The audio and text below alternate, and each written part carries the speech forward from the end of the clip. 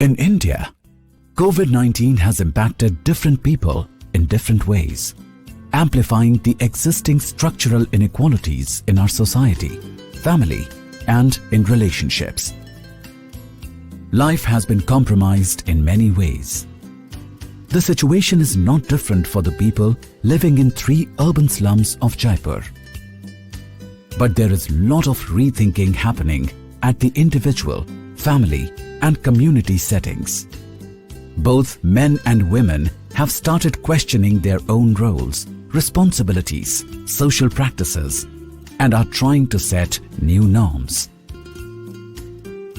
To learn about this transition, let us revisit the pre-COVID scenario when both men and women in the community had to change their equations with each other at individual and collective level to resolve the long-standing water crisis. Both men and women from Valmiki colony visited urban local bodies, shared their concerns, and succeeded in solving the problem. By resolving the long-standing water crisis at ward number 113 together and subsequently finding themselves grounded at home during the lockdown period, got both men and women to explore their relationships. They started coming together and in many ways began to complement each other with their skills, competencies, and leaderships. For the first time, women came out in public on the issue of menstrual health and hygiene and spoke up so loud and clear that it got the attention of men. The men came forward and extended support to the women. Together, they worked on getting the community toilets renovated and set up pad banks to ensure supply of sanitary pads during emergency situation or at odd hours.